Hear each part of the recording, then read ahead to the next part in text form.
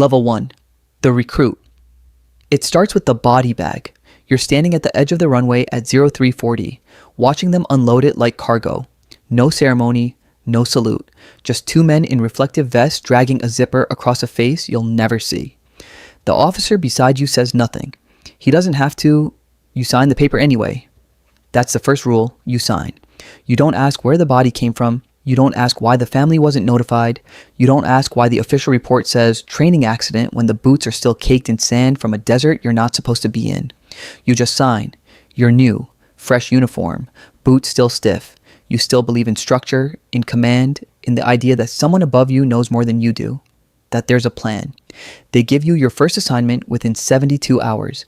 Logistics, paperwork, inventory reports. You move crates, stamp documents, track serial numbers. It feels small, but it's not, because everything moves through you, and sometimes things don't add up. A shipment marked as medical supplies weighs too much. A manifest lists rifles that never arrive. A convoy logs departure but never records destination. You notice. That's your second mistake. The first time you bring it up, your supervisor doesn't look at the documents. He looks at you. You want to stay in? He asks. You say yes. He nods, slides the file back across the desk. Then don't see things that aren't there. That night, you sit on your bunk staring at the ceiling, replaying it. You tell yourself it's above your clearance, that there are layers you don't understand. You start to adjust. By the end of your first month, you stop checking inconsistencies. You process what's in front of you. You follow the flow. You learn the real currency here isn't truth, it's silence. Level 2, the operator. The call comes at 2:13 a.m. No briefing, no explanation, just coordinates and a departure time. You're on the ground within 6 hours, boots sinking into wet soil that doesn't belong on any map you've seen. The mission is simple on paper: retrieve a package, secure the perimeter, extract. You don't ask what the package is, you already know better. This is where things shift. You're no longer moving paper. You're moving consequences. Your team doesn't talk much. They don't need to. Everyone knows the rules. Rule 1, complete the objective. Rule 2, nothing else matters. The building is abandoned, windows shattered, doors hanging loose, but there's power inside. You can hear it, a low hum. You breach. Inside, it's not a weapons cache, not intelligence, it's people. 3 of them, hands zip-tied, eyes covered. They don't resist, they don't scream, they just sit there like they've already accepted whatever comes next. Your team leader doesn't hesitate. He checks a list, nods, and gives the signal. You secure them like cargo. No names, just tags. On the way out, one of them speaks. Do they know? He asks. No one answers. Back at base, the report says, assets recovered. No mention of location, no mention of identity. You sign it. That night, you don't sleep. You tell yourself they're enemies, threats, that there's information you don't have, that this is necessary. You repeat it until it sounds true. By your 3rd mission, you stop asking what's inside the building. By your 5th, you stop looking at their faces. You're efficient now, reliable, quiet. They notice, and they move you up. Level 3, the handler. You don't go on missions anymore, you send people on them. Your desk is cleaner, your uniform sharper, your access deeper. You see the operations before they happen, not after. You coordinate teams, allocate resources, approve requests. You're part of the system now, and the system has rules you never saw from below. Operations aren't chosen based on necessity. They're chosen based on optics, funding cycles, political pressure, public narratives. You start to see patterns, missions launched right before budget reviews, threats amplified to justify action, failures buried under classified labels. You're the one writing the briefs now. You learn how to frame things. Potential threat becomes imminent danger. Unverified intelligence becomes actionable data. Words matter here. They shape reality. One afternoon, a file crosses your desk. A target profile. Name, age, background. You recognize it. One of the people from that building. He's listed as a high-value threat now, scheduled for elimination. You check the timestamps. The data doesn't match. The timeline is off. He wasn't a threat when you picked him up. He became one after. You bring it up to your superior. He doesn't look surprised. Things evolve, he says. You know what that means. The system creates its own enemies. You sign the order anyway. That night, you don't replay the mission. You replay the moment you stopped questioning it. And you realize something. You didn't stop because you believed. You stopped because it was easier. Level 4, the commander. The room goes quiet when you walk in. That's new. You've got authority now, a team that answers to you, decisions that carry weight. You're no longer part of the machine, you're directing it, and it feels good. Control always does. You plan operations from start to finish. You decide who goes, who stays, who gets the intel, who doesn't. You manage risk, allocate force, shape outcomes. At least that's what it looks like. In reality, you're working within constraints you didn't set. Targets come pre-approved, objectives predefined. You're given just enough freedom to feel in charge, not enough to change anything. Still, you make it work. You optimize, you adapt, you get results. Your success rate climbs, so do your expectations. Then comes the mission that doesn't make sense. A small village. No strategic value, no known threats, but the order is clear. Secure, neutralize resistance, maintain presence. You push back. On what grounds? You ask. The answer is vague. Preventative action. You know what that means.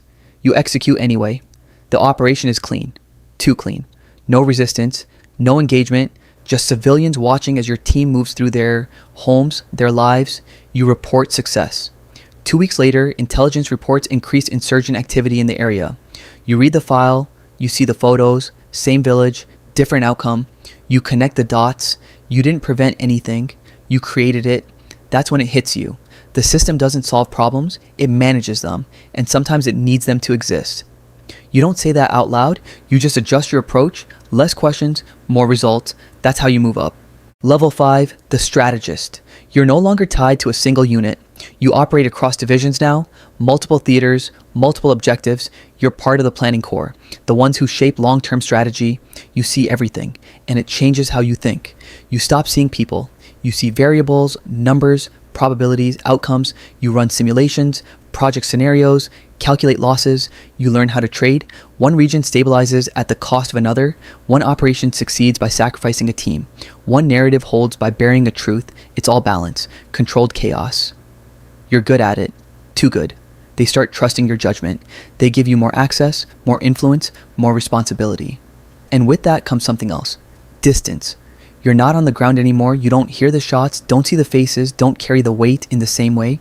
It becomes abstract, cleaner, easier, until it isn't. A report lands on your desk. Casualty figures. Friendly fire incident. Multiple units involved. You trace it back. It leads to a decision you made. A timing adjustment, a rerouted convoy. A small change in the plan. On paper, it made sense. In reality, it got people killed. You sit with it. For a moment, it breaks through. Then you compartmentalize. You tell yourself it was unavoidable, that the system is too complex for perfect outcomes, that losses are part of the equation. You move on, because that's what this level requires, not perfection, acceptance. Level 6, the authority. You don't get called into meetings anymore. You call them. Your name carries weight. Your decisions shape policy, not just operations. You're part of the inner circle now, the ones who sit behind closed doors and decide what the world looks like from a distance. You've reached a level where truth is optional. Narrative is everything. You oversee entire campaigns. You approve budgets that never get audited. You sign off on operations that never get disclosed. You're insulated, protected, and alone. Because at this level, trust doesn't exist. Everyone has an angle. Everyone has leverage. Loyalty is transactional. You learn to navigate it. You build alliances, trade favors, collect information. Information is power here. More than rank, more than money. You know who's hiding what, who's covering for who's vulnerable, and you use it. Not out of malice, out of necessity. Because if you don't, someone else will. Then comes the briefing that changes everything. A classified operation, high risk, high impact. The objective isn't military, it's political. A staged event, controlled casualties, designed to justify a larger action. You read it twice, you understand it the first time. This isn't defense, it's manipulation. You look around the room, no one reacts, because this is normal now. You sign it, not because you agree, because at this level, refusal isn't an option. It's a liability, and liabilities get removed. Level 7, the architect. You don't wear the uniform anymore. You don't need to. Your influence extends beyond the military, into government, into intelligence, into sectors that don't officially exist. You design the system, not just within it. You decide which conflicts start, which ones end, which ones stay unresolved. You understand the mechanics now.